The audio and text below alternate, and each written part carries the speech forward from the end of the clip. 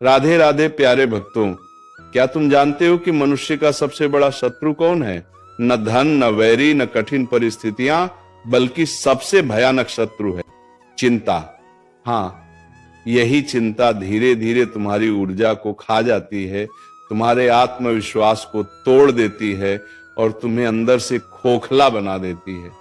परंतु श्री कृष्ण कहते हैं, हे मानव, चिंता त्याग दो, मन को शांत करो और तुम सदा सुखी रहोगे। जीवन में जब भी तूफान आते हैं, जब भी राह कठिन लगती है, जब भी भविष्य अंधकार में दिखाई देता है, तो मन तुरंत चिंता से भर जाता है और ये चिंता हमें समाधान से दूर ले जाती है। सोचो तो सही, चिंता से क्या कभी कोई समस्या हल हुई है? नहीं। चिंता केवल दिमाग को उलझाती है, दिल को कमजोर करती है और आत्मा की रोशनी को ढक देती है।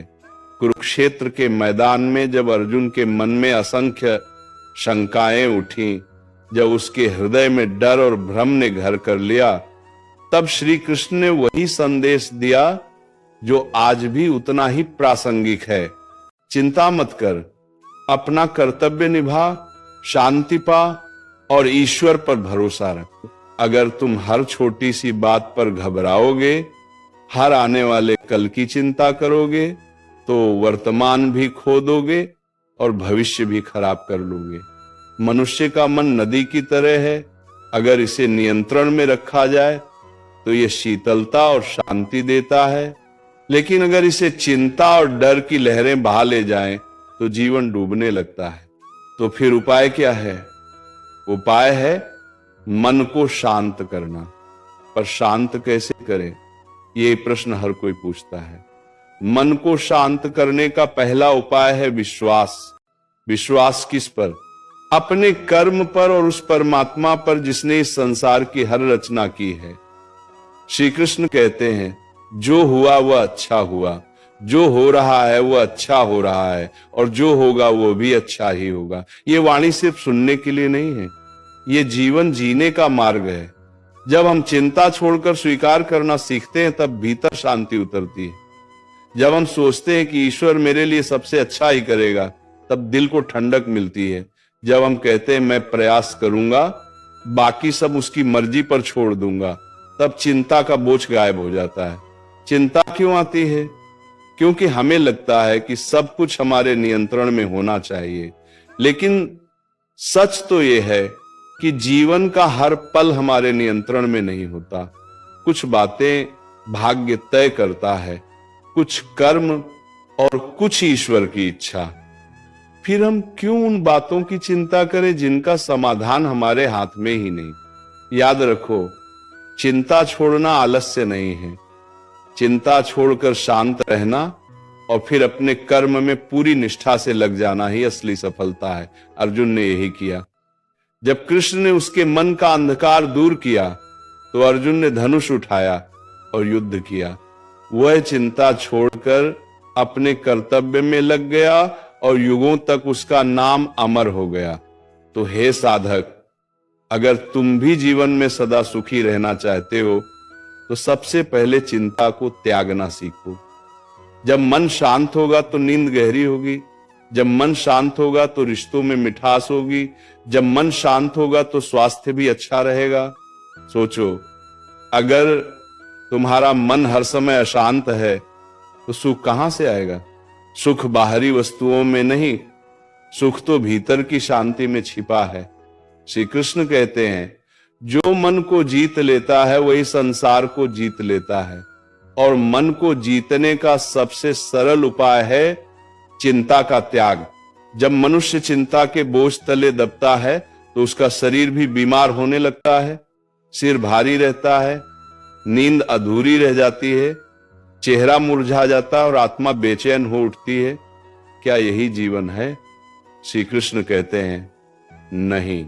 जीवन का उद्देश्य दुखी होना नहीं, बल्कि सुख और शांति में जीना है। इसीलिए वे हमें सिखाते हैं कि चिंता को छोड़कर कर्म में ध्यान लगाओ।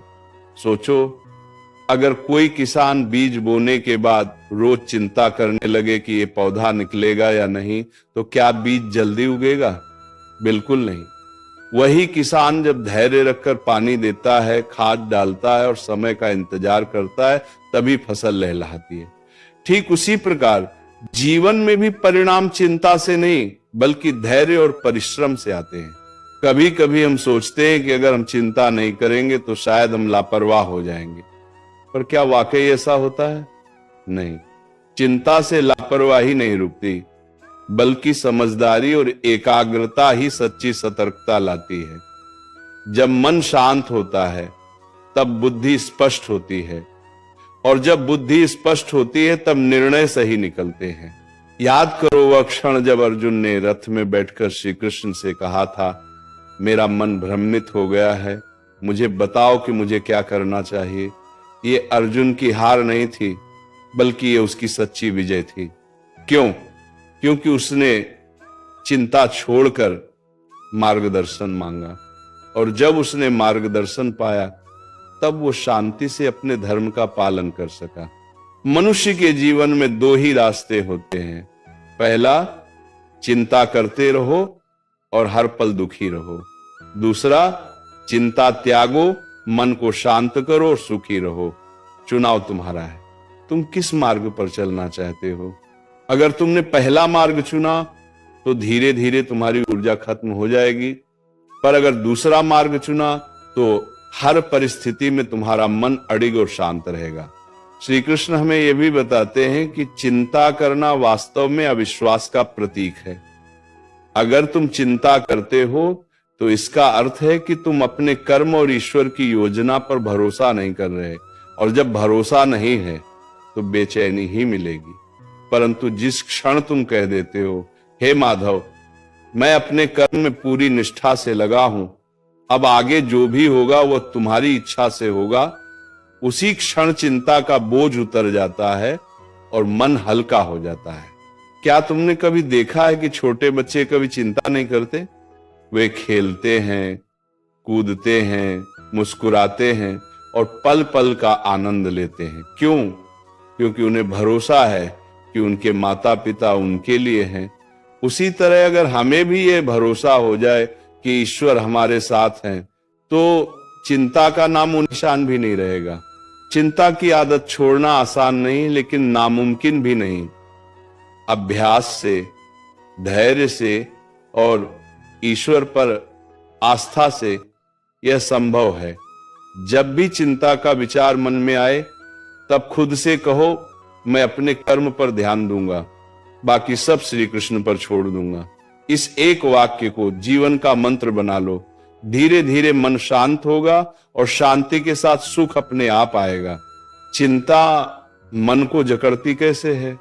जैसे बेल किसी पेड़ के चारों ओर लिपटकर उसकी शाखाओं को दबा देती है, वैसे ही चिंता धीरे धीरे हमारे विचारों को पकड़ लेती है और उन्हें स्वतंत्र नहीं रहने देती।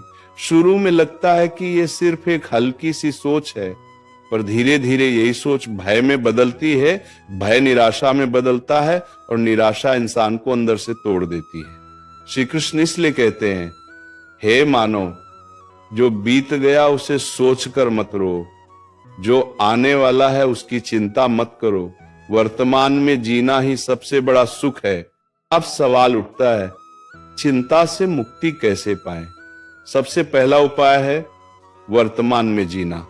देखो, अतीत तो बीत चुका, भविष्य अभी आया ही नहीं, लेकिन चिंता हमें इन दोनों की बेड़ियों में जकड़ देती है।